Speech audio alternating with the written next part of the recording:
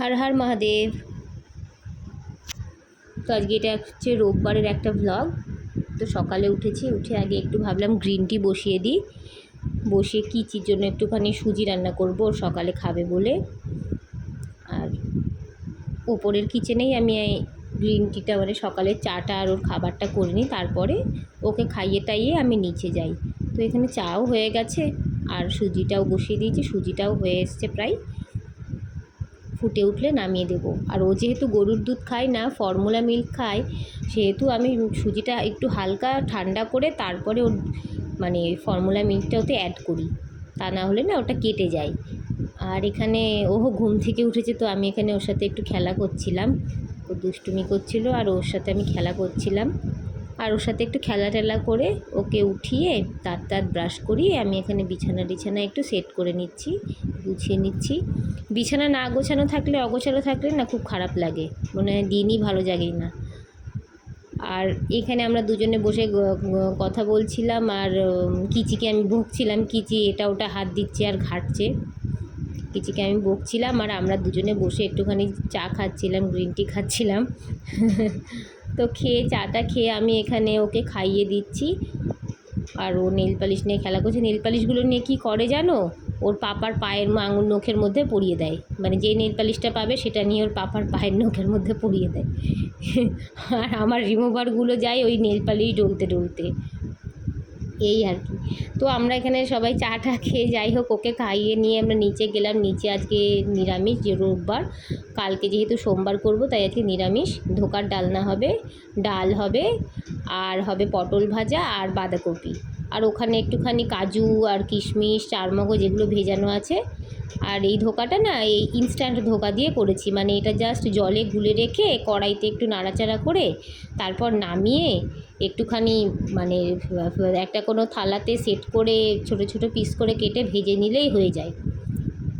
যাই হোক, রান্না তো করতে বসেছি আর রান্না করেওছি।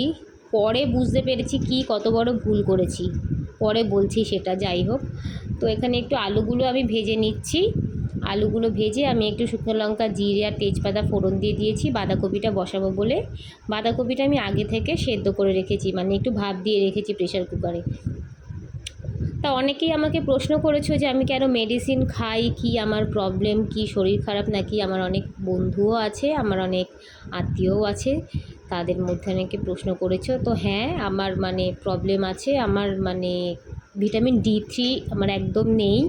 হিমোগ্লোবিন আমার এতটাই কম, মানে তার 1 পয়েন্ট যদি কম হয়ে যেত তো আমাকে ইঞ্জেকশন দিতে হতো অথবা হসপিটালাইজ করতে হতো। এই রকম মানে আমার হিমোগ্লোবিন লেভেল নেমে গেছিলো। আর আমার সেকেন্ড অপারেশনটা, মানে আমার সিজারের পরে যখন আমার সেকেন্ড অপারেশন হয়, আমার 4 মাসের গ্যাপিংয়ে 2টো অপারেশন হয়েছে। তো তারপর থেকেই আমার এর প্রবলেমগুলো অ্যারাইজ করেছে আমার। আর যেটা সবথেকে বড় প্রবলেম, আমি প্রচণ্ড হেলথ অ্যাংজাইটিতে ভুগি। মানে এই অপারেশনটা হওয়ার 1 বছর পর থেকেই আমি ভুগছি।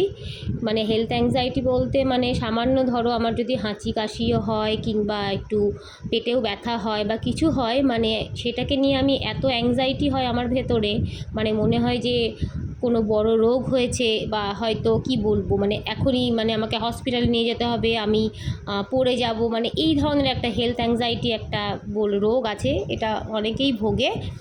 অনেকে বেবি হওয়ার পর থেকে একটা পোস্টপার্টাম ডিপ্রেশনে ভোগে, আর আমি এরকম হেলথ অ্যাংজাইটিতে ভুগছি। তো ডাক্তার আমাকে বলেছিলাম, আমি ডাক্তার দেখিয়েওছি, তো ডাক্তার আমাকে বলেছে, ওষুধও দিয়েছে। তো ডাক্তার আমাকে বলেছেন যে মানে যেহেতু ওই যে আমাদের অ্যানাস্থেশিয়ার জন্য যে ইঞ্জেকশনটা দেওয়া হয়, তো আমার ওই ইঞ্জেকশনটা 4 মাসের গ্যাপিংয়ে যেহেতু দুবার দেওয়া হয়েছিল, তো ওইটার জন্য নার্ভের কিছু প্রবলেম অ্যারাইজ করে। সেই প্রবলেমগুলোর জন্যই আমার এরকম মানে প্রবলেমটা হচ্ছে, এই অ্যাংজাইটিটা হচ্ছে। অ্যাংজাইটিটা টোটালি একটা ব্রেন করায়, তো এই প্রবলেমটা আমার হচ্ছে এই জন্যে। আর প্রচণ্ড ঘাটতি। আমাকে বলল যে তোমার যে গাইনোকোলজিস্ট ছিল সে তোমাকে বেবি হওয়ার পরে 1 বছর ধরে ক্যালসিয়াম আর আয়রনের সাপ্লিমেন্ট খেতে হয়, তো আমাকে সেটা দেয়নি। সেটার ভুলের জন্যে আমার শরীরে এই ঘাটতিগুলো মানে হয়েছে, যার জন্য এই এতটাই ভুগি আর এতটা শরীর খারাপ হয়। মানে আমি একটু বেশি কাজ করতে পারি না, বেশি কাজ করলেই আমার শরীরটা খারাপ হয়। আর যেহেতু আমার গল ব্লাডার অপারেশন হওয়া আছে, সেহেতু খাওয়া দাওয়ার দিক থেকেও মানে প্রচণ্ড মানে মানে সব কিছু মেনে চলতে হয়, এটা খাওয়া যাবে না, ওটা খাওয়া যাবে না, এইরকম আর কি, মানে এরকম জিনিসে আমি ভুগছি। তো কথা বলতে বলতে রান্নাটা হয়ে গেছে, আর ভুল যেটা করে ফেলেছিলাম সেটা খেতে বসে আমিও বুঝতে পারিনি, আমার হাজব্যান্ড আমাকে ধরেছে, তখন বুঝতে পেরেছে। মানে আমি ধোকাগুলোকে না ভেজে না ডাইরেক্ট ঝোলের মধ্যে দিয়ে দিয়েছি। আমার অতটা খেয়াল নেই, মানে এই ভুলে যাই আমি, এই একটা প্রবলেমও আমার হয়েছে, আমি ভুলে যাই। কোনো জিনিস হয়তো এমনও হয় যেটা আমি মনে থাকে অনেক দিনের জিনিস, কিন্তু আবার 5 মিনিট আগের কথাও ভুলে যাই। এই প্রবলেমগুলো আমার হয় এখন। তো কথা বলতে বলতে এখানে কিচির পনিরটাও করে দিয়েছি, আর এখানে লাস্টে মুগ ডালটা ফোড়ন দিয়ে দিয়েছি, আর একটু আদা দিয়ে দিয়েছিলাম গ্রেট করে গ্রেটারে। তো করা হয়ে যাওয়ার পরে এখানে গ্যাস ট্যাসগুলো মুছে নিচ্ছি, গ্যাসের টেবিলগুলো, রান্নাঘরটা একটু পরিষ্কার করে নেব। পরিষ্কার করে নিয়ে ওপরে যাব, ওপরে গিয়ে কিচিকে সবার আগে স্নান করাবো। আর কিচিকে এই যে স্নান টান করিয়ে ওকে এখানে ক্রিম ট্রিম মাখিয়ে চুল টুল আঁচড়ে দিচ্ছি, যেগুলো ও একদম পছন্দ করে না আর করতে চায় না। ক্রিম মাখাতে গেলে খুব বিরক্ত করে, কান্নাকাটি করে। যাই হোক, তবুও ওকে একটা ছোটো করে টিপ পরিয়ে দিলাম, দিয়ে আমিও এবার স্নান করতে যাব। তো আমিও স্নান টান করে চলে এসেছি, আর এবার ওকে আগে খাওয়াবো, খাইয়ে আমি একটু খেতে বসবো। আর এখানে এই সামান্য একটু স্কিন কেয়ার আমি করি, মানে এখন বলবো না, আমি করি। আমি মনে করি স্কিন কেয়ারটা ঠিকঠাক করে করলে মেকআপের অতটা প্রয়োজন পড়ে না। মানে মেকআপ যত তুমি করো না কেন, তোমার স্কিন যদি ফ্ললেস না থাকে, তো মেকআপ যতই করো না কেন সেটা ভালো লাগে না। তো স্কিন কেয়ারটা মেন, আগে স্কিনটাকে ঠিক করে মানে ময়শ্চারাইজ করা প্রত্যেক দিন প্রয়োজন। আর সানস্ক্রিনটা ইউজ করা তো আরও বেশি করে জরুরি। এখন এত মানে সানরেজ হয়ে গেছে যে আমাদের ঘরের ভেতরেও সানস্ক্রিন মেখে থাকতে হয়, মানে থাকাটা দরকার। তো সন্ধেবেলায় বৃষ্টি পড়ছিল বলে হাজব্যান্ড একটু সিঙ্গারা নিয়ে এসেছিলো, সিঙ্গারা, মুড়ি আর চা খাচ্ছিলাম আমরা এখানে।